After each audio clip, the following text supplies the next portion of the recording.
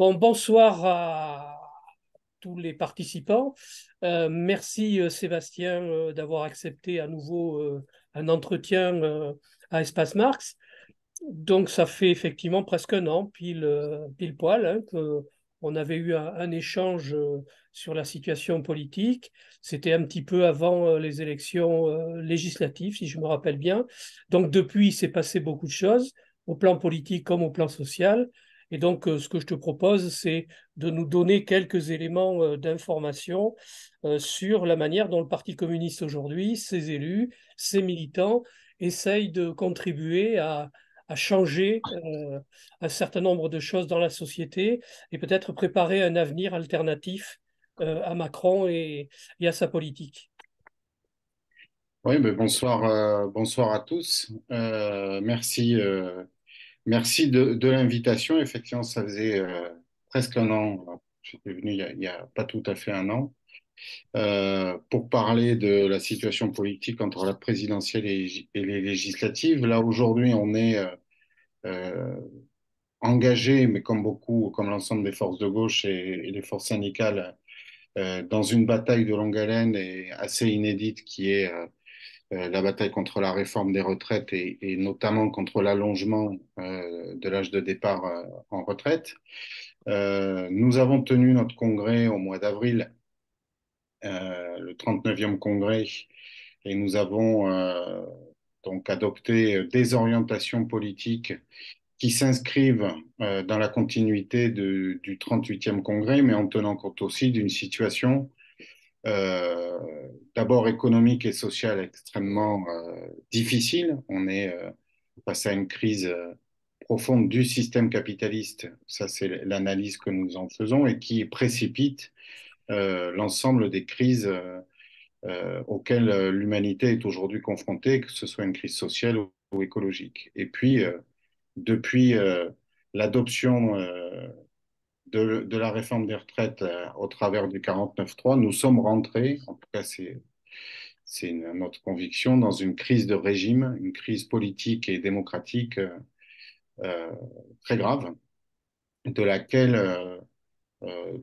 nous ne sortirons pas sans que ce gouvernement euh, décide de renoncer à une réforme qui est très impopulaire, puisque encore 90% des actifs y sont opposés, 70% de la population, et il y aura d'abord une nouvelle journée d'action le 6 juin prochain et le 8 juin, un vote très important à l'Assemblée que la majorité, enfin la minorité gouvernementale plus exactement, essaie d'empêcher par des artifices euh,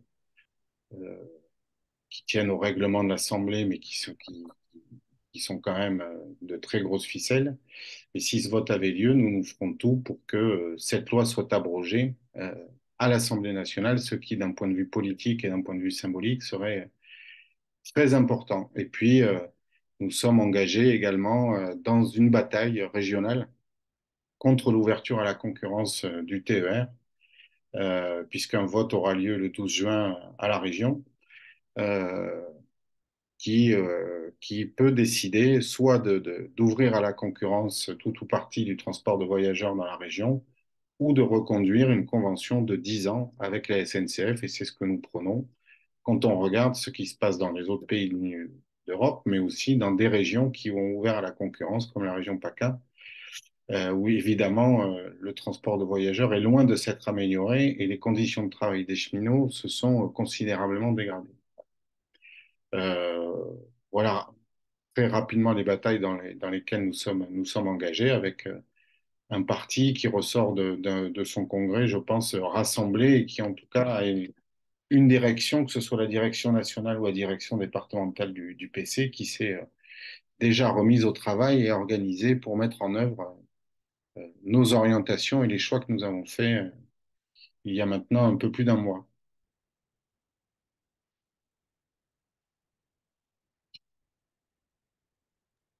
Oui, donc tu veux que je te cuisine un peu. Donc effectivement, non, merci pour cette introduction. Alors, sur la question justement régionale, donc on a vu qu'il y a un certain nombre de mobilisations qui se sont faites. Euh, j'ai vu dans les derniers jours qu'il y avait eu des problèmes d'organisation ou de participation, si j'ai bien compris, à certains types de rassemblements. Ça manifeste quelles difficultés? Quel est l'accueil d'abord des usagers, puisque effectivement il y a eu des contacts avec les usagers. Comment les choses se présentent? Est-ce qu'il y a une ouverture de discussion au niveau régional avec Alain Rousset? Alors, à cette heure, il n'y a pas de discussion avec le président de région qui ré- adresse une fin de non-recevoir à nos élus qui défendent ce que défend d'ailleurs l'intersyndicale unitaire cheminote. C'est-à-dire que l'ensemble des organisations syndicales cheminotes, 17 associations d'usagers du TER dans la région, sont opposées à l'ouverture à la concurrence du TER. Ce qu'on sait, c'est qu'il y aurait une ouverture progressive à la concurrence avec, dès cette année, euh, un lot qui concerne l'ancien Poitou-Charentes qui serait ouvert à la concurrence, et puis euh, d'ici à 2027-2028, tout le trafic, le transport de voyageurs serait ouvert à la concurrence. Aujourd'hui, l'intersyndicale a quitté une réunion euh, de CSE de la SNCF parce qu'il leur a été présenté les conditions dans lesquelles en fait ils allaient être euh, mis en concurrence ou pour certains d'entre eux mis à disposition du nouvel opérateur qui serait désigné. Nous considérons que d'abord nous avons un très bon accueil dans les gares, hein. On y est. Moi j'y étais hier matin. J'étais hier matin en gare de Coutras. Les camarades ont fait un certain nombre de gares, que ce soit Senon, la gare Saint-Jean évidemment, Langon va être fait bientôt, le Médoc. Euh, D'abord, beaucoup d'usagers ne sont pas au courant de ce qui se prépare à la région, ce qui pose une question démocratique, parce qu'il y a eu des concertations à propos du RER girondin il y a quelques mois. Jamais Renaud Lagrave, vice-président de la région, n'a ouvert cette possibilité, en tout cas, il n'a pas parlé publiquement. Euh, et, euh, et un sondage qui est paru il y a quelques semaines révèle que 60% des Néo-Aquitains sont opposés à l'ouverture à la concurrence du train, sans doute parce que aujourd'hui, la crise énergétique montre toutes les limites et les incohérences de l'ouverture à la concurrence dans le domaine de l'énergie. Euh, donc pour l'instant, ben, nous nous mobilisons donc l'ensemble des départements de la région Nouvelle-Aquitaine. Un certain nombre de motions sont adoptées par des conseils départementaux ou par des collectivités, comme le conseil départemental de la Gironde a voté une motion qui s'oppose à l'ouverture à la concurrence. La ville de Bègles, la semaine dernière, en a fait de même. Le département de la Corrèze y est opposé également, la Dordogne. Marie-Claude Varayas, d'ailleurs sénatrice de Dordogne, s'est adressée au ministre des Transports pour dénoncer l'ouverture à la concurrence, que ce soit du transport de voyageurs il y a quelques mois, mais on a appris hier que la, la- l'entreprise enfin, la branche de la SNCF qui s'occupe du fret ferroviaire serait bradée, très concrètement, puisqu'une partie du fret ferroviaire serait aussi ouverte à la concurrence, qui correspond à 500 suppressions d'emplois chez les cheminots. Et on sait que, par exemple, quand il y a eu ouverture à la concurrence en région PACA, c'est 600 emplois de cheminots qui ont disparu.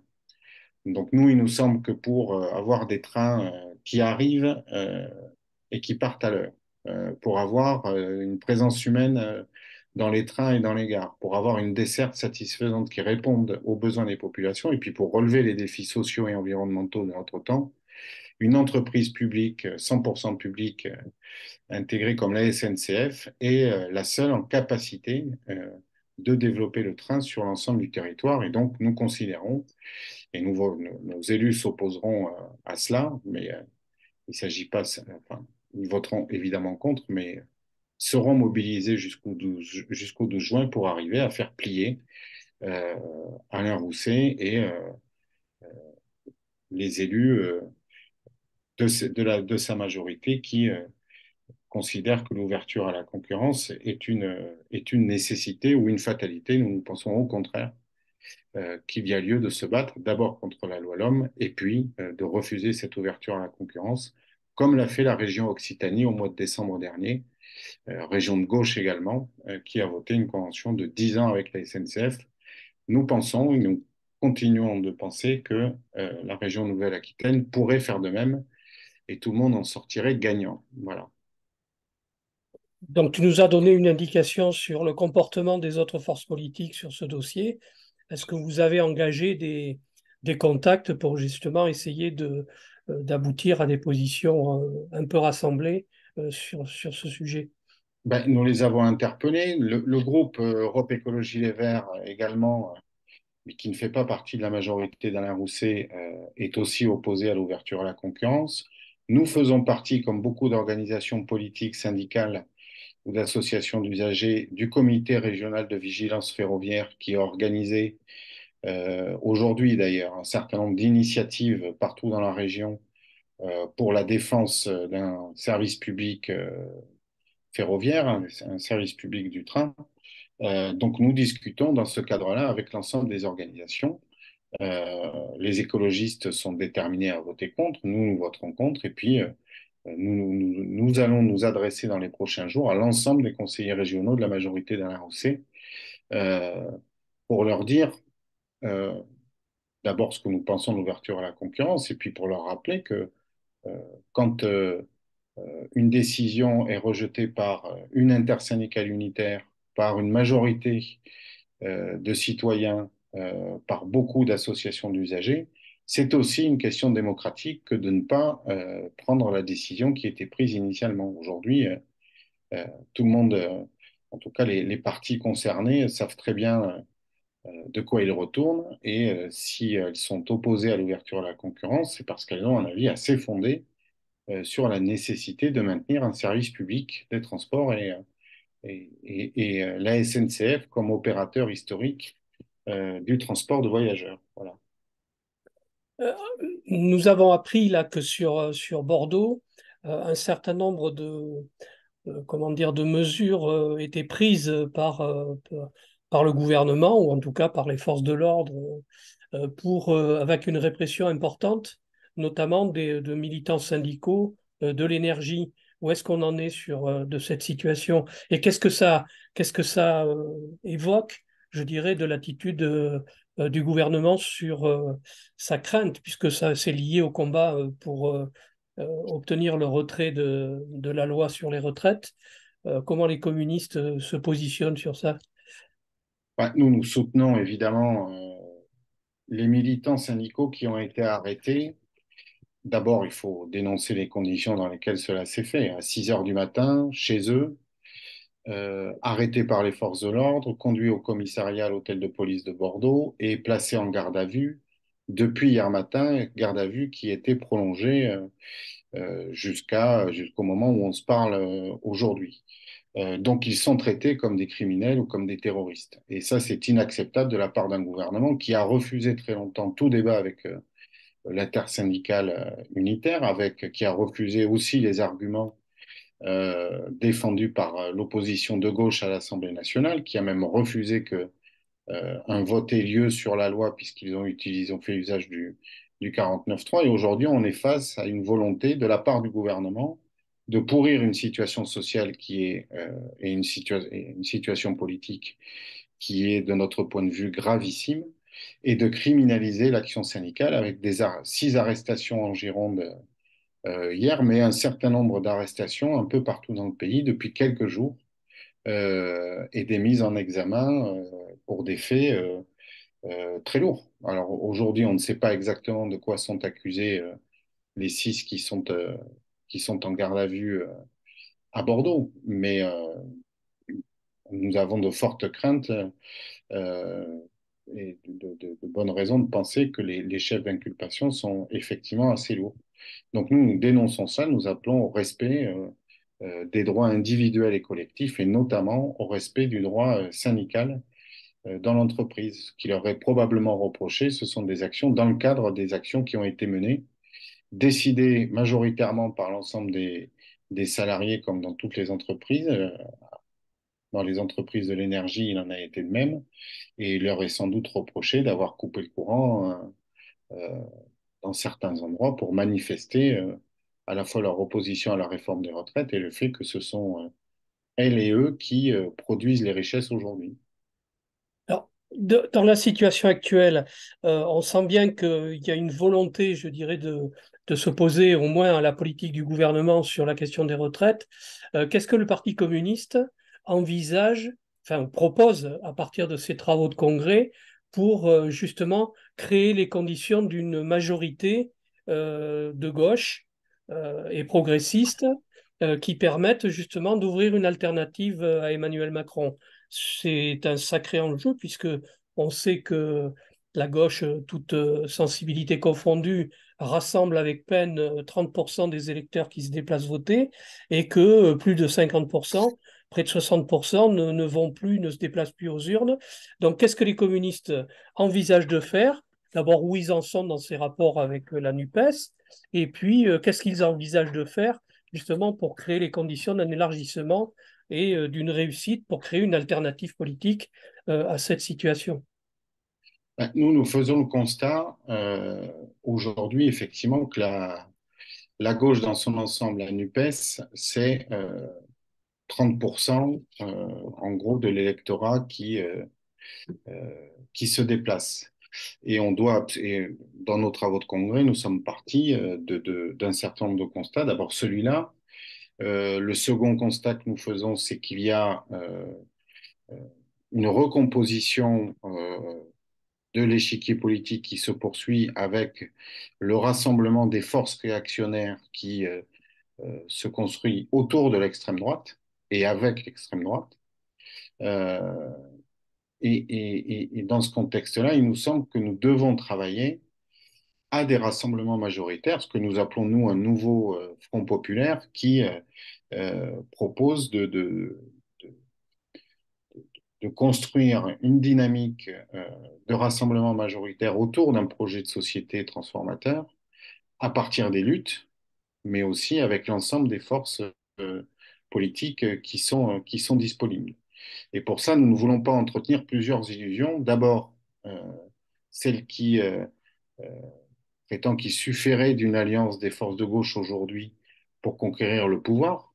La gauche est trop faible. Nous devons nous adresser à celles et ceux qui aujourd'hui ne votent pas, euh, ou s'abstiennent, ou font d'autres choix que celui de voter pour euh, des forces de gauche, qu'elles soient rassemblées ou pas. Et puis la deuxième illusion, c'est de considérer qu'il suffirait de prendre le pouvoir pour aboutir à des changements radicaux dans la société. Donc nous pensons que bâtir ce nouveau Front populaire consiste à s'adresser euh, aux forces productives, au monde du travail, euh, que ce soit le salariat qui représente aujourd'hui encore plus de 80% du monde du travail, mais aussi les travailleurs indépendants à partir de leurs préoccupations, de leurs attentes et de leurs besoins. Et parce que nous continuons de penser que bah, c'est l'affrontement capital-travail aujourd'hui qui est à l'œuvre dans la société et on a besoin de donner au monde du travail des armes politiques, idéologiques, des cadres de rassemblement pour arriver à des changements qui affrontent les forces de l'argent aujourd'hui. Donc euh, la démarche que nous avons engagée, c'est-à-dire on aborde la question du rassemblement à partir des catégories de salariés que nous voulons rassembler. Et ensuite découle de cela la question du rassemblement en vue d'élections et d'échéances électorales. Alors, les prochaines échéances, il y a d'abord les élections sénatoriales qui auront lieu au mois de septembre. La Gironde n'est pas concernée, mais il y a un certain nombre de départements qui sont concernés en Nouvelle-Aquitaine, comme les Pyrénées-Atlantiques, les Landes ou le Lot-et-Garonne. C'est une élection à haut risque pour la gauche. Vous savez que les sénatoriales, une partie des sénateurs sont renouvelés tous les 3 ans. Et, Et cette partie, c'est la partie où il y a le plus de sénatrices et de sénateurs de gauche. Donc il y a un enjeu à travailler les questions de rassemblement, mais aussi de contenu, même si on peut considérer que le Sénat, c'est la chambre haute, n'est pas, les sénateurs ne sont pas directement en prise avec la population. Il n'empêche que le travail des sénatrices et des sénateurs, et notamment des sénateurs communistes, est très important. J'évoque juste la commission d'enquête menée par Eliane Assassi sur les, les- le, le scandale de McKinsey, c'est-à-dire des officines privées qui conseillent le gouvernement pour mettre en œuvre les solutions libérales et qui coûtent un pognon de dingue, entre nous soit dit. Et puis, il y a les élections européennes dans un an, mais sur ça, nous déciderons à l'automne des conditions dans lesquelles nous allons à ces élections avec l'ambition pour nous de faire élire le plus grand nombre possible de députés de gauche et d'empêcher le Rassemblement national de gagner encore des députés européens comme il l'a fait à la précédentes élections européennes. Mais voilà, le résumer et le dire vite, euh, nous abordons la question du rassemblement effectivement à partir des luttes qui existent et trouver des- à la fois des modalités d'action, mais aussi des propositions qui rassemblent le plus largement possible et qui portent en elles la perspective de transformation, de changement de société. Et ensuite, nous discutons aujourd'hui, pour ce qui nous concerne, avec l'ensemble des forces de gauche, de la NUPES, en dehors de la NUPES également. Euh, Nous avançons avec les uns et avec les autres et nous ne nous interdisons rien en termes de dynamique de rassemblement. Cela étant, nous avons aussi fait le choix d'avoir une expression autonome du parti, quels que soient les cadres de rassemblement, euh, autonome et offensive, à la fois sur les contenus, on l'a vu euh, avec justement la réforme des retraites, puisque c'est nous qui, les premiers, avons proposé l'organisation d'un référendum d'initiative populaire. Nous avons mis en discussion là que la loi passe ou pas définitivement l'organisation d'une votation citoyenne, de manière à trouver les formes de poursuivre le mouvement qui est à l'œuvre aujourd'hui et qui rassemble des millions de personnes le plus loin possible et le plus longtemps possible, parce que, bien entendu, il s'agit là de la réforme des retraites, mais on voit bien que ce mouvement cristallise aussi beaucoup de mécontentement et de colère qui concernent l'emploi, l'accès aux services publics, le pouvoir d'achat, la question des salaires. Tout ça un peu se cristallise autour de la question des retraites et on a besoin aussi d'aborder l'ensemble de ces questions dans les mois qui viennent, si on veut véritablement construire une alternative politique à celle qui est menée aujourd'hui. Alors, une question d'actualité. La loi de programmation militaire est en débat aujourd'hui à l'Assemblée nationale et évidemment dans un contexte où on voit bien qu'au niveau international, les tensions entre la Chine et les États-Unis, entre l'Ukraine et la Russie, puisque c'est la guerre, of course, mais en même temps avec des conséquences sur la situation économique et sociale dans les différents pays concernés, dont la France qui est touché, ne serait-ce que par les répercussions sur les questions énergétiques. Comment le Parti communiste essaye de travailler à la fois au plan national, mais aussi au plan international pour tenter d'ouvrir un chemin qui ne soit pas celui des va-t-en-guerre, mais qui ouvre évidemment des alternatives ou qui consolide ou pousse au débat, je dirais, sur la possibilité d'ouvrir un chemin vers la paix.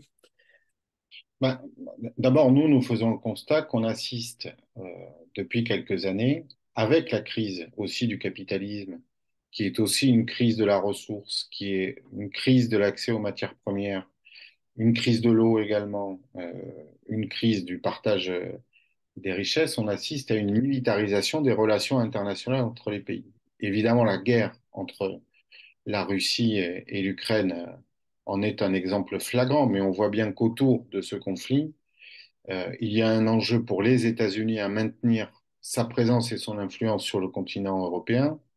Il y a un enjeu pour les Russes, évidemment, qui sont, soyons très clairs, les agresseurs du peuple ukrainien, y compris, soyons clairs aussi, le gouvernement ukrainien euh, joue avec la montée, l'exacerbation des nationalismes, y compris sur son propre territoire ou des territoires qui sont en discussion aujourd'hui entre Russes et Ukrainiens. La Chine euh, joue sa partition depuis quelques semaines et la décision du gouvernement français d'une loi de programmation de plus de 400 milliards euh, pour en fait se doter d'une armée de projection s'inscrit dans cette course en avant à la militarisation des relations entre les pays. Nous, d'abord, donc, nous sommes opposés à cette loi de programmation. Euh, nous considérons que l'OTAN est aujourd'hui une force de guerre et un fauteur de guerre dans bon nombre de pays de l'Union européenne. Les États-Unis ont conservé une démarche impérialiste sur l'ensemble sur l'ensemble de la planète.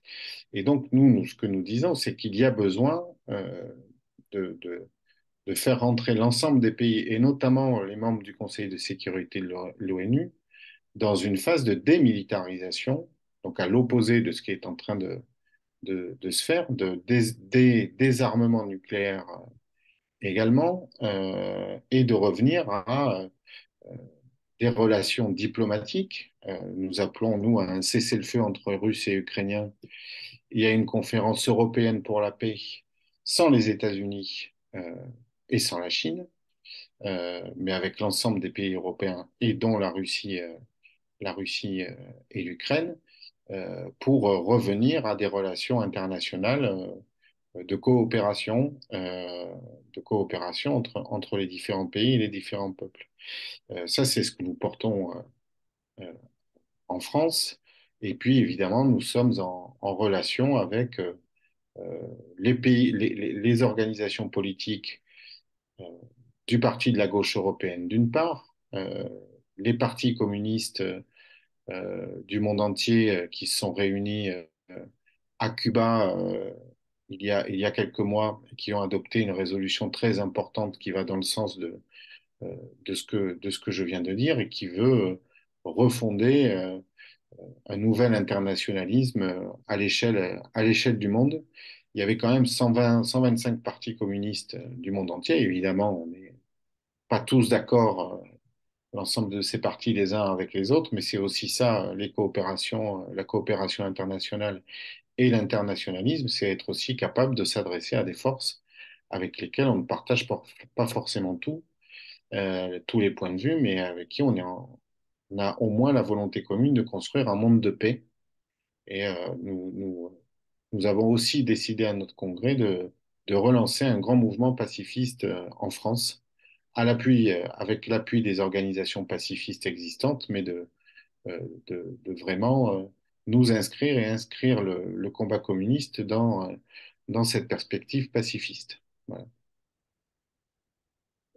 J'ai pu noter, enfin, en suivant un petit peu les travaux du Congrès, du Parti communiste, une volonté comment dire, de renouvellement de ses responsables, à la fois au niveau départemental, mais au plan national, évidemment, de même manière. Comment ça s'est passé? Je dirais le passage de témoin, la prise de responsabilité, et qu'est-ce que ça dénote, je dirais, de la capacité du Parti communiste à s'inscrire dans les transformations de la société ou du monde telles qu'on les envisage, ou telles que les peuples les souhaitent en tout cas. Bah, d'abord, premier constat, c'est que la campagne qu'a menée Fabien Roussel lors de l'élection présidentielle, malgré notre score, a fait venir au Parti communiste un certain nombre de personnes qui sont assez jeunes en politique et même jeunes en âge. Moi, j'ai été assez frappé par la jeunesse des délégués au congrès de Marseille. Ça fait quelques congrès du parti que je fais. C'est la première fois que je vois une assemblée avec euh, beaucoup de monde que je ne connais pas et qui ont adhéré il y a un an, il y a 2 ans ou il y a 3 ans au parti. Et ces jeunes-là ont pris des responsabilités assez vite. On a un renouvellement assez important de secrétaires fédéraux. Et on a voulu, dans la préparation de ce congrès, renouveler notre direction très profondément. Euh, pour plusieurs raisons. D'abord, d'abord, c'est toujours bien pour une organisation, quelle qu'elle soit, d'être en capacité de renouveler ses dirigeants. On a plus de 50% des nouveaux membres des membres du Conseil national ne l'étaient pas avant ce congrès. Donc c'est un renouvellement euh, assez remarquable euh, et assez important. Et puis, ça témoigne aussi d'une volonté euh, de reconstruire une organisation politique influente dans la société française. Euh, et je crois on a vraiment, en tout cas moi je l'ai senti au Congrès, cette volonté d'aller de l'avant, d'être à l'offensive sur l'ensemble des questions, que ce soit celle du projet programmatique, sur l'analyse de la société, sur les formes de militantisme, mais aussi sur la question du rassemblement. Enfin, on a vraiment, moi j'ai senti un souffle un peu nouveau, y compris par rapport au 38e congrès, qui est quand même un congrès qui reste très particulier dans l'histoire de notre parti. Puis on avait un certain nombre de dirigeants qui avaient dit et fait le choix de ne pas rester membre du Conseil national ou membre de l'exécutif national. C'est le cas de Pierre Laurent notamment, de Patrick Le Yarrick, Eliane Assassi, des camarades qui, après avoir beaucoup donné au parti, font le choix de maintenir leur engagement, mais différemment par rapport à ce que c'était. Donc on avait cette possibilité-là, et puis le résultat des votes des communistes nous a permis, euh, peut-être contrairement à d'autres organisations, d'aborder ce congrès de manière assez sereine et offensive, en étant un peu, euh, en n'étant pas confronté à des affrontements ou des guerres de prise de pouvoir comme on avait pu le connaître d'ailleurs au 38e congrès, ce qui est aussi la vie normale d'une organisation politique à un certain moment, quand les débats ne sont pas tranchés de manière claire, c'est souvent comme ça qu'on s'en sort. Euh, mais là, cette fois-ci, donc on a un Conseil national fortement renouvelé. En Gironde, on a une direction fédérale aussi renouvelée à presque 50%, avec des hommes et des femmes, euh, évidemment, bon, plus jeunes d'une part, mais surtout assez neufs et neuves en politique, qui viennent de l'engagement associatif, de l'engagement syndical et qui, je crois, peuvent nous apporter beaucoup dans notre ambition, d'abord de nous renforcer et de nous restructurer sur l'ensemble du territoire. Voilà.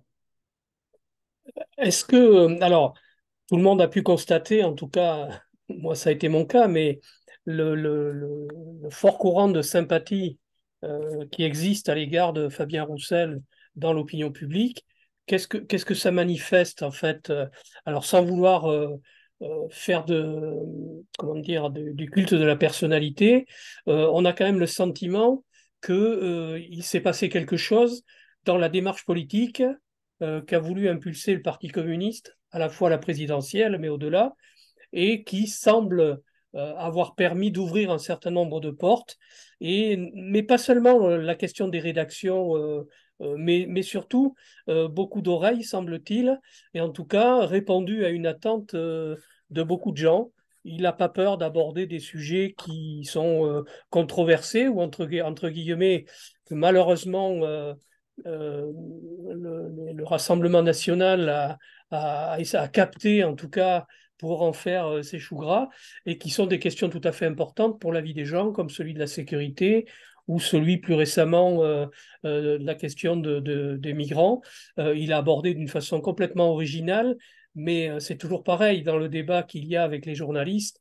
les journalistes veulent faire dire un certain nombre de choses. Est-ce que tu peux préciser un petit peu quel est le sens un petit peu de cette démarche, hein, qui s'attaque justement aux questions que se posent les gens, en fait, hein, et Mhm. qui les prend frontalement et qui les aborde, je dirais, d'une façon nouvelle et d'une façon offensive.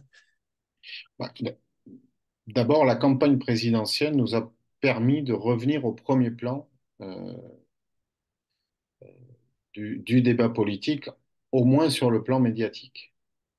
Alors ça, c'est dû évidemment d'abord à la décision qu'on a prise d'avoir un candidat à la présidentielle, mais c'est aussi dû à la campagne que nous avons été en capacité de mener et à la personnalité de Fabien et au fait qu'il a incarné euh, euh, un souffle nouveau au Parti communiste français et il se trouve aussi à gauche. Euh,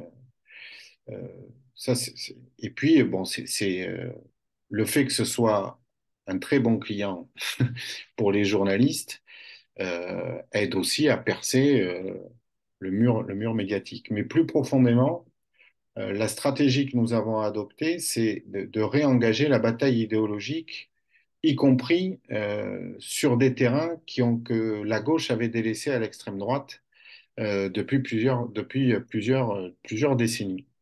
Euh, ou des sujets qui n'étaient pas plus abordés à gauche parce que, faisant débat, y compris à l'intérieur du PC d'ailleurs, mais la campagne de Fabien Roussel a été une succession de propositions euh, cohérentes entre elles, mais qui a permis d'aborder des questions qui n'étaient plus abordées. Là, par exemple, la question énergétique. Ça a été l'une des premières où Fabien a réaffirmé la position qui est celle majoritaire dans le parti, d'aboutir à une énergie, une production énergétique décarbonée et donc, pour l'heure, de développer euh, le nucléaire. Ça a été sur la question du travail, où il a mis les pieds dans le plat, mais en développant l'idée que la réponse aux besoins de la société passait par le développement de l'emploi, de la formation, euh, euh, et dans un certain nombre de domaines, sur la réindustrialisation, sur les nouveaux modes de production et de développement, qui passaient par des créations massives d'emplois euh, dans les services publics, mais aussi dans le privé et dans l'industrie. Pour parler d'éducation en 30 secondes, le fait que nous ayons posé l'idée qu'il fallait allonger le temps scolaire des élèves a fait débat, y compris dans le monde enseignant. Et même si on a eu un peu de mal au début à s'expliquer, à se faire comprendre du sens de cette proposition, là encore, nous avons permis qu'un débat ait lieu à nouveau à gauche sur le sens de l'école, euh, qu'est-ce que c'est que l'élévation du niveau de connaissance, comment on combat les inégalités sociales de réussite scolaire, etc., etc. Et puis plus récemment, euh, sur les questions d'immigration et de souveraineté. Parce qu'en fait, dans le discours de Fabien Roussel, euh, quand il parle justement des frontières, il ne parle pas des frontières qui permettent d'empêcher l'immigration, il parle des frontières qui doivent être respectées pour empêcher la fuite de capitaux et aussi la fuite d'emplois et de délocalisation. Et en comparant des frontières qui sont effectivement des passoires pour le capital, mais qui sont des murs pour les hommes et pour les femmes, ça permet d'aborder cette question migratoire euh, sous un autre angle que celui qui nous est imposé par l'extrême droite depuis des décennies. Et puis ça permet aussi d'affirmer la vision d'une France accueillante, d'une France qui soit une terre d'asile, d'une France qui s'est construite aussi au fil des migrations qui ont eu lieu dans notre pays, mais une France qui veut être souveraine. Et la souveraineté d'un pays euh, ce- ce- n'est valable que si ce pays a des frontières. Euh, Parce que c'est une des raisons pour lesquelles nous avons été opposés à la fois au traité de Maastricht Maastricht et au traité constitutionnel européen, qui voulait renforcer les frontières à l'extérieur, aux limites de l'Europe, mais qui, à l'intérieur de l'Europe, tout était permis, et notamment en termes de circulation de capitaux.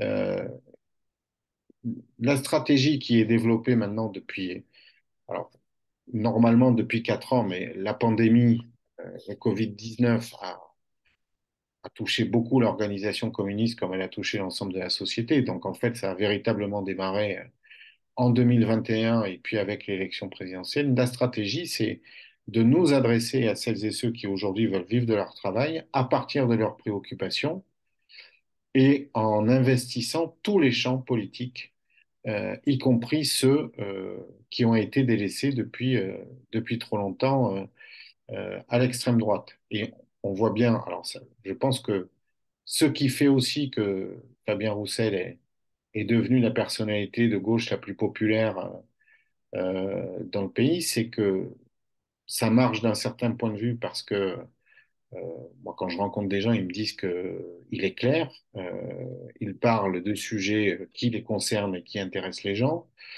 Il a des propositions très concrètes. Après, le fait de faire reculer l'extrême droite, à la fois en termes électoraux, mais aussi sur le plan politique et idéologique, on savait que ça se ferait pas en un coup de cuillère à peau, en 6 mois ou un an.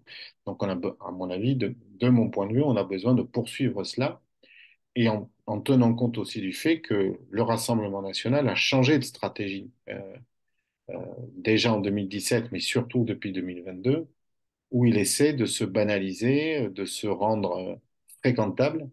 Je suis très bien placé pour voir agir la députée Rassemblement national de ma circonscription, mais qui fondamentalement reste un parti d'extrême droite, un parti raciste, euh, un parti xénophobe, mais qui ne peut plus être le seul, par exemple, à aborder les questions de sécurité. Euh, et moi, il me semble que nous avons besoin de développer une vision progressiste, même communiste, révolutionnaire, du droit à la tranquillité publique et du droit à la sécurité pour chacune et pour chacun. Et ne pas laisser non plus ce terrain-là à l'extrême droite ou à la droite réactionnaire. Est-ce que parmi les gens, les amis là, qui participent à cette soirée, quelqu'un souhaite aborder ou soit donner un point de vue ou poser une question à Sébastien, profiter du fait que on a un responsable national du Parti communiste et qui puisse, sinon moi j'ai d'autres questions à lui poser, hein, il n'y a pas de souci. Donc si vous souhaitez intervenir, vous avez la petite main jaune hein, que vous pouvez activer avec l'onglet réaction en bas de votre écran. Sinon, je continue.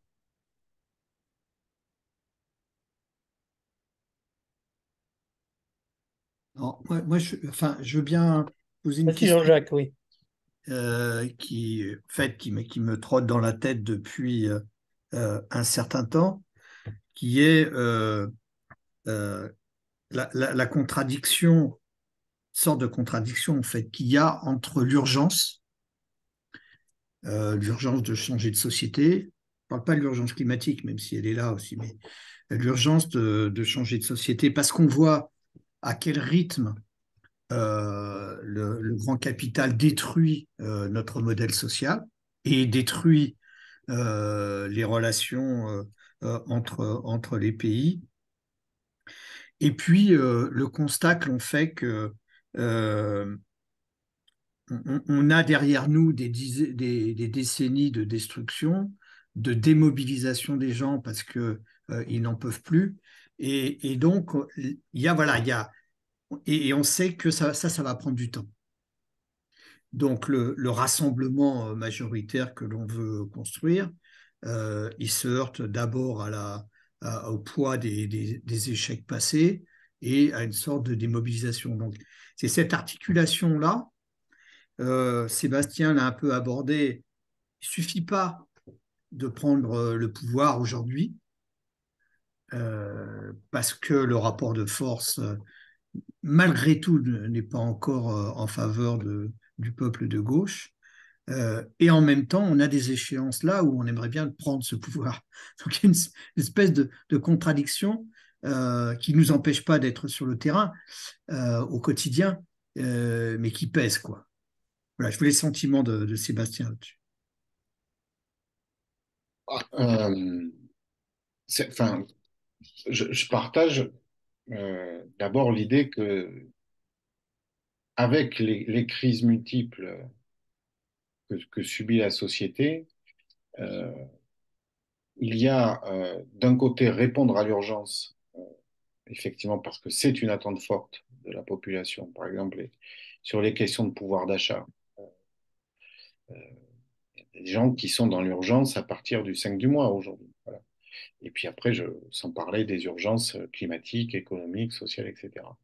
Mais il y a une contradiction entre cette réponse nécessaire à ce que vivent les gens quotidiennement et à l'urgence de dépasser des situations qui deviennent invivables et celle de construire la société de demain.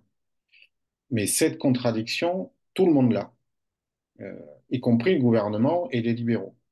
D'ailleurs, on voit bien que aujourd'hui, Emmanuel Macron, lui, il a réglé le problème. Lui, il veut bâtir une société entièrement libéralisée qui serve les intérêts du capital, la bâtir le plus vite possible, quitte à faire d'énormes dégâts sociaux et environnementaux sur son chemin dans les 4 ans qui restent. Et nous sommes aussi confrontés à cette effectivement contradiction où il n'est plus temps d'attendre dans un certain nombre de domaines, mais en même temps, nous ne sommes pas au pouvoir et pour avoir et obtenir les changements nécessaires pour sortir la société des crises qu'elle subit les unes derrière les autres et puis les unes en même temps que les autres, puisqu'aujourd'hui elles sont entremêlées, il y a aussi besoin de construire une alternative politique. Mais alors, comment on la dépasse, cette contradiction? Nous pensons justement qu'il faut partir des urgences qu'expriment les gens aujourd'hui, même si on considère, nous, que certes, il faut répondre à ça, mais que ce n'est pas l'essentiel, mais il faut partir de ces urgences-là pour construire des majorités populaires transformatrices. Et pendant la pandémie, on a élaboré, le parti, des plans d'urgence dans beaucoup de domaines, sur la santé, l'hôpital, euh, l'école. Enfin, au fur et à mesure où on sentait la société craquer, on élaborait des plans d'urgence avec à chaque fois un double souci, répondre immédiatement à un besoin, mais aussi avancer des propositions qui ouvrent à des transformations profondes. Sur la crise du médicament, par exemple, nous, on disait il faut des masques, il faut des vaccins, il les faut tout de suite. Et aussi, il faut réfléchir à un pôle public du médicament national. Il faut renforcer l'hôpital public. Il faut des milliards pour l'hôpital. C'est une pétition, d'ailleurs, c'était l'intitulé de cette pétition, des milliards pour l'hôpital, pas pour le capital, qui a recueilli des dizaines de milliers de signatures. Parce que justement, elle mettait le doigt sur une contradiction profonde de la société. Et le capital aujourd'hui euh, voit s'exacerber, s'aiguiser les contradictions auxquelles la société est confrontée entre la satisfaction des intérêts des capitalistes et la réponse aux besoins de la société, aux besoins des populations. Donc cette contradiction, elle existe de fait aujourd'hui avec capitalisme en crise. Et justement, nous, ce que nous portons, c'est l'idée de dépassement des contradictions de la société aujourd'hui. C'est ce qui, de mon point de vue, fait la force du projet communiste. C'est qu'à la fois, on, on apporte des réponses à des besoins pressants, actuels.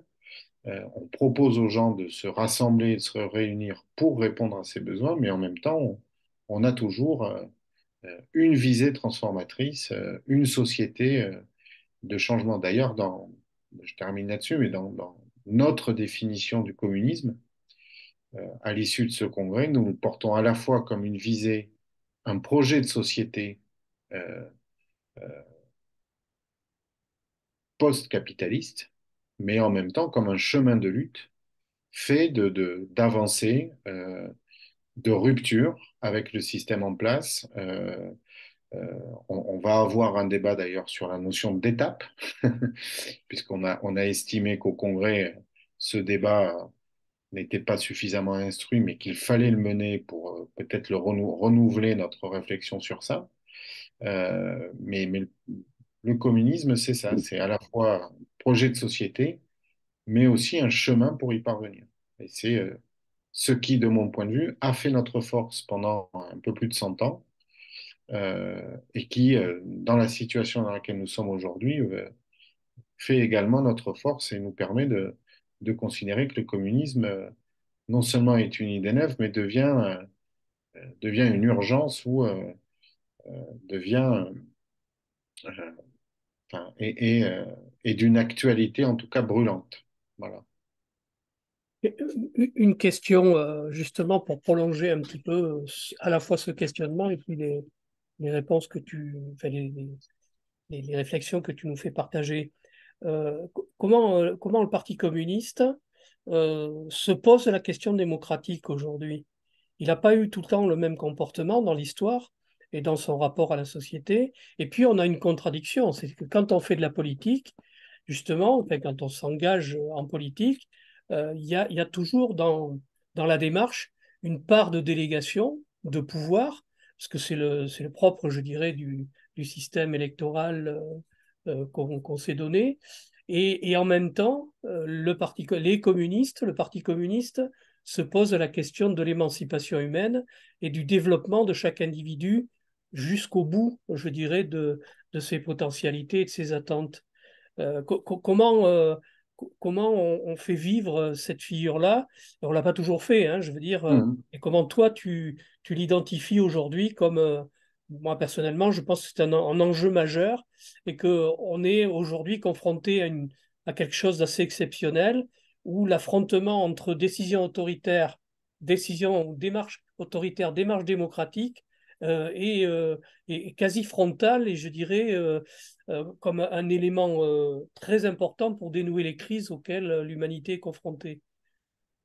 Nous considérons la démocratie comme à la fois le but et le moteur de la transformation de la société, c'est-à-dire comment on donne aux citoyens des nouveaux pouvoirs pour que les citoyennes et les citoyens soient véritablement acteurs des décisions et du changement pris, avec plusieurs champs à investir de ce point de vue-là. Il y a évidemment le champ de la démocratie locale, où les communistes portent partout où ils sont, qu'ils soient dans des majorités ou dans des oppositions, mais l'idée d'associer la population à l'élaboration des politiques qu'on peut mener d'ailleurs à l'échelle d'une commune. Et d'ailleurs, nous restons des grands défenseurs de la commune comme premier échelon démocratique et d'organisation de la démocratie et des solidarités sur un territoire. Nous considérons que la Cinquième République, que nous avons toujours combattue, mais en plus on considère aujourd'hui qu'elle est à bout de souffle, et on le voit bien avec un président de la République, un gouvernement qui sont minoritaires partout, y compris à l'Assemblée nationale, mais qui continuent à tenir à partir d'artifices, de coups de menton, de règlements de, de, d'autorité qui pour l'instant les maintiennent en place, mais on voit bien que ça ne peut pas durer cette situation-là, donc il faut aboutir à une sixième république parlementaire. Euh, D'une part, nous restons, même si nous n'avons pas réussi à déjouer ce piège encore à gauche, opposés au présidentialisme et à la personnalisation de la vie politique. Et puis un autre champ d'investigation, donc j'ai cité bon, la démocratie participative, citoyenne, comment on associe les gens au plus près des populations. Il y a la question institutionnelle et puis il y a la question des nouveaux pouvoirs dans l'entreprise.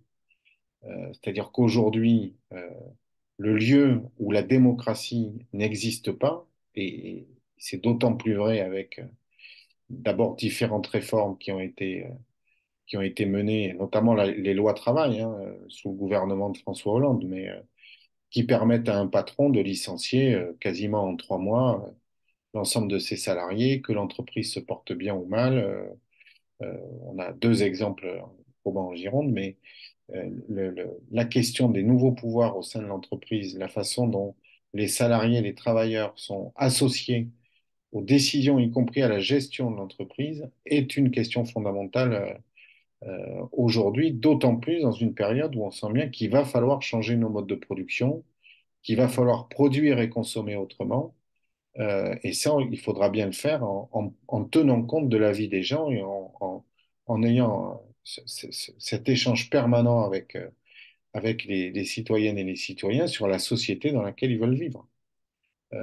Et puis, il y a aussi des choses qui sont en cours et qui sont à l'œuvre aujourd'hui dans la société. Moi, je suis frappé par l'accélération euh, de de modes de vie, de modes de consommation qui se mettent en place avec des gens qui produisent et qui produisent avec une conception bien précise de la société. Moi, j'étais avant-hier, je suis allé rencontrer des producteurs de mon canton.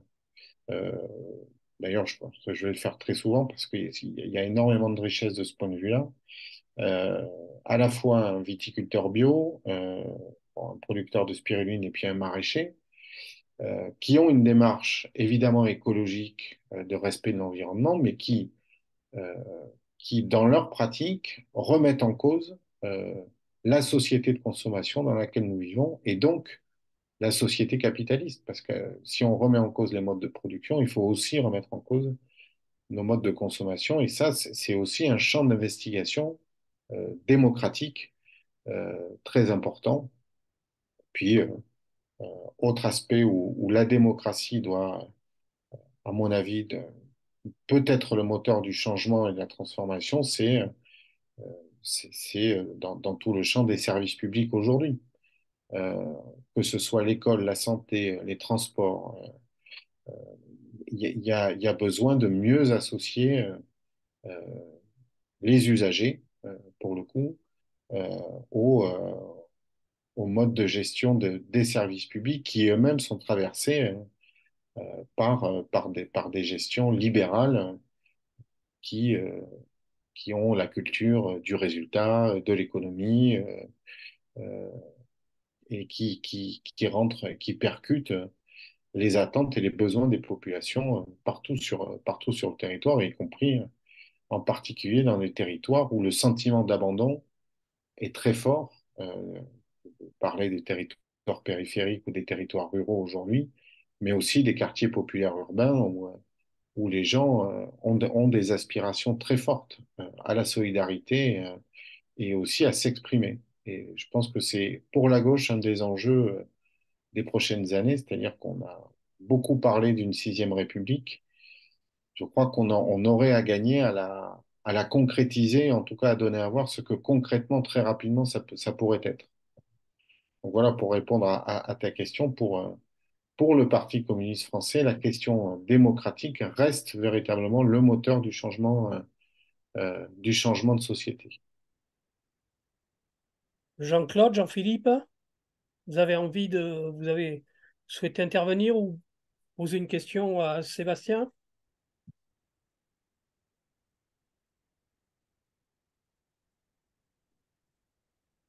ou Jean-Jacques, si tu veux poursuivre.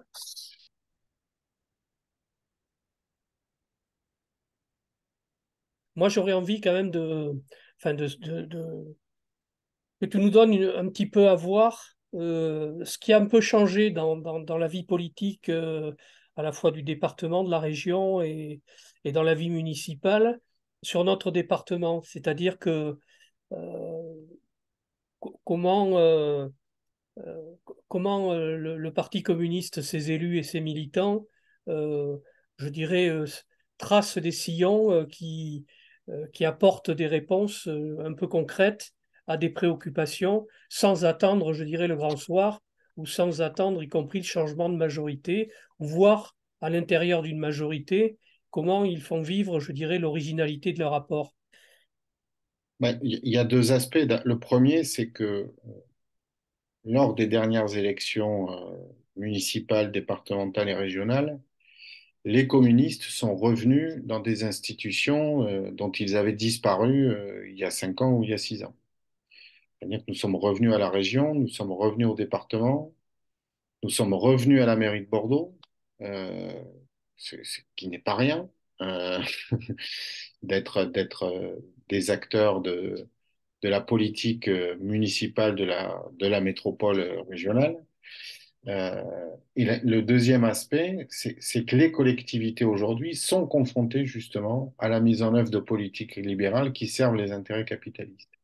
Donc on est en permanence, la gauche, face à des contradictions majeures. Et ce que nous portons, nous, dans ces assemblées-là, c'est qu'on ne dépassera pas ces contradictions sans associer très fortement la population aux choix qui vont être faits. Et sans la dénonciation de ces politiques, que ce soit à l'échelle nationale, pour vous donner l'exemple du département. On a parlé de la région tout à l'heure avec l'ouverture à la concurrence du TR. Bon, effectivement, nous pensons que c'est exactement ce qu'il ne faut pas faire. Euh, le département aujourd'hui ne lève plus l'impôt. C'est-à-dire que les recettes du département sont dues aux dotations de l'État et à un certain nombre de taxes qui sont très liées à la bonne santé économique du département. Alors que nous ne sommes pas un acteur économique des départements, parce qu'un département, c'est avant tout la collectivité qui gère les solidarités humaines et territoriales, plus les collèges, plus les routes, plus un certain nombre de compétences qui sont les nôtres. Mais nous n'avons pas la main sur nos recettes. Et, euh, et pour autant, nous faisons des choix politiques, d'abord dans nos champs de compétences, des politiques qui sont véritablement progressistes et de gauche, de mon point de vue. On construit 14 collèges, euh, on développe les solidarités humaines sur l'ensemble du territoire, on vient toujours en aide et en appui des communes dans tous les projets qui sont les leurs. Et pour parler franchement, s'il n'y avait pas le département, les politiques communales ne seraient pas ce qu'elles sont aujourd'hui, notamment en dehors de la métropole bordelaise. Et puis nous avons aussi des politiques très volontaristes, c'est-à-dire qui ne sont pas des obligations en matière de culture, en matière de développement des loisirs, justement sur les aides aux communes, etc. Et l'originalité des communistes et l'apport des communistes dans ces majorités, c'est vraiment de ne rien lâcher sur l'ambition de ces politiques de réponse aux besoins des populations. Et on va être confronté très vite, là, le département a une difficulté, c'est que nos dotations sont en baisse, les dotations qui proviennent des taxes que nous percevons sont en baisse, et pour autant, nous allons devoir maintenir un haut niveau d'ambition euh, pour mener ces politiques. Et il me semble que l'apport des communistes dans ce contexte-là, on l'a vu au travers aussi de différentes expressions qu'on a pu avoir ou de prise de position de la majorité départementale. Vous parlez de l'ouverture à la concurrence du TER, mais nous sommes aussi euh, opposés à l'augmentation des tarifs de l'énergie. Et c'est important qu'une institution départementale exprime ce que les gens pensent aussi. Euh, Sans parler des conséquences aussi de l'augmentation des coûts de l'énergie pour le département. Je crois que c'est des dizaines de millions d'euros en plus, hein. Il faut chauffer nos bâtiments, notamment les collèges, etc. Mais l'apport des communistes, c'est vraiment celui-là, et d'associer la population le plus possible aux décisions qui sont prises. Et c'est ce à quoi nous nous attachons en étant 3 sur 66. Donc, c'est pas. C'est-à-dire, en gros, on a des bonnes journées quand même, hein. Et les trois étant eux-mêmes, chacun de nous, aussi sur un canton, avec un binôme, mais sur un canton où il faut se mettre aussi en posture de reconquête. Même si nous avons gagné la dernière départementale, on voit bien l'avancée des forces réactionnaires et notamment de l'extrême droite sur notre canton. Donc c'est, c'est aussi la difficulté que nous avons aujourd'hui. Et moi, nous, ce que nous pensons, c'est que ça ne peut passer que par le fait de donner à voir, de rendre visible le plus possible les politiques départementales et notamment sur les questions de justice sociale, d'égalité, démocratique. et de donner à voir aux gens ce que nous faisons et ce qui ne se ferait pas si d'autres que nous étaient élus à notre place. Je crois que c'est très important à faire ça dans les mois et les années qui viennent. C'est en tout cas ce qu'on essaye de faire. Voilà. Merci. Est-ce que une autre question vient ou pas? Sinon, donc, enfin, comment toi tu vis la situation actuelle? C'est-à-dire que bon, on a quand même pèse sur les esprits, les difficultés, enfin l'affrontement terrible qui existe entre les forces sociales et le gouvernement, avec le sentiment que on est face à un mur. Et comment on peut aider à dépasser un petit peu ce sentiment d'impuissance ou en tout cas éviter une résignation possible. Bon, tu as ouvert une piste en parlant effectivement de consultation citoyenne pour réactiver selon l'évolution de la situation politique. Voilà. Euh, est-ce que tu restes confiant, je dirais, dans les capacités de notre peuple et nos capacités à l'intérieur, je dirais, pour de nouvelles conquêtes sociales, pour mettre en échec un certain nombre de politiques? Alors, moi, juste une petite anecdote, hein, mais je sais, ton avis là-dessus. On a vu émerger là dans la presse récemment l'évocation du comportement d'un certain nombre de patrons de l'économie sociale et solidaire, voire assurantielle, hein, puisque l'animateur ou le président de la Maïf fait partie un petit peu de ces acteurs patronaux qui commencent à défendre une autre façon de gérer leur entreprise, mettant en cause, en tout cas, la répartition actuelle des profits. Enfin, comment comment toi, tu ressens un petit peu ces avancées que je qualifie de sociétales, mais qui marquent quand même une prise en compte, en tout cas, d'attentes fortes qui existent à l'intérieur de notre pays? Bah, d'abord, il y a quand même enfin tu l'as dit, mais l'affrontement capital-travail aujourd'hui est d'une violence Terrible. terrible et rarement atteinte dans notre pays. On le voit avec la crise sociale aujourd'hui, mais des, des gens qui n'ont plus un euro pour se nourrir à partir du 10 du mois, euh, des gens qui cherchent du boulot, un gouvernement qui essaie de mettre en place le travail contraint, le travail non rémunéré quand même, avec les allocataires du RSA, mais aussi les jeunes qui vont se retrouver en lycée pro, hein, qui vont faire plus de stages et qui vont avoir moins de cours, l'allongement de l'âge de départ. Enfin, il y a un affrontement terrible et il est extrêmement violent et, et ça se sent dans les consciences. Euh, et cet affrontement, il fait suite à la crise du Covid, dont, à mon avis, on n'a pas encore assez mesuré les conséquences et les effets sur les groupes, sur le collectif, mais aussi sur les individus. Ben voilà, tout ça pèse énormément. Mais en même temps, on voit bien il reste encore, et très forte, une capacité de mobilisation, de refus de l'injustice dans notre pays. Là. Euh, le mouvement sur les retraites est bien à un niveau de mobilisation bien plus élevé que celui de 95. Euh, les, les manifestations bordelaises, mais c'est pareil dans tout le pays, sont sans commune mesure. Il est aussi exceptionnel dans sa durée.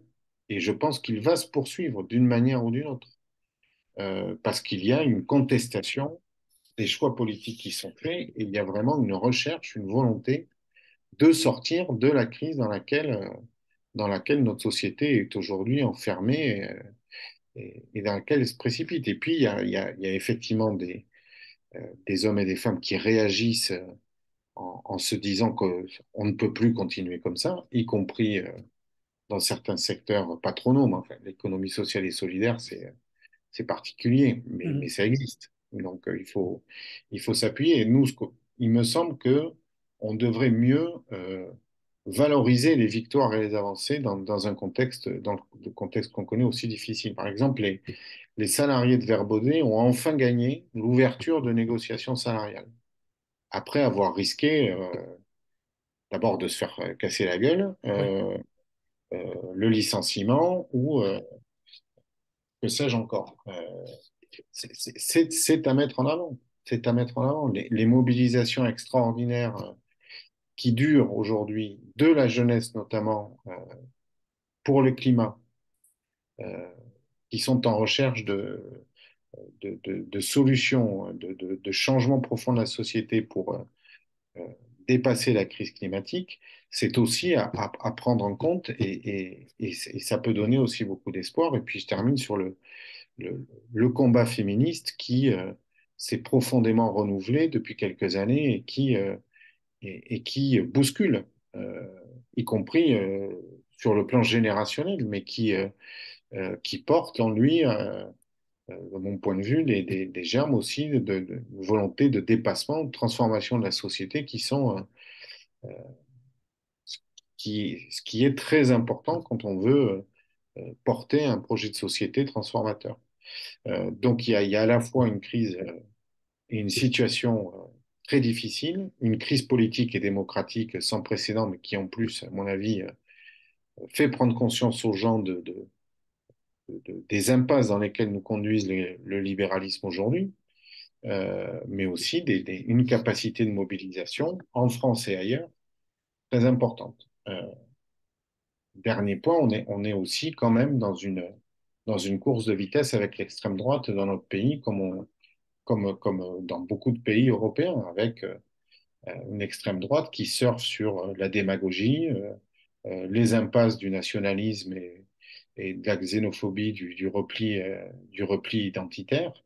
Et là encore, nous avons, nous, force de gauche et de progrès, à, à- à reprendre le combat antiraciste, le combat féministe, le combat contre toutes les formes de domination, parce que c'est de ça que se nourrit et l'extrême droite et aussi le capital en divisant le peuple. Voilà. Mais en tout cas, moi, je crois qu'il faut vraiment qu'on mesure ce que le monde du travail a réussi à faire dans notre pays depuis 4 mois, même si nous n'avons pas réussi.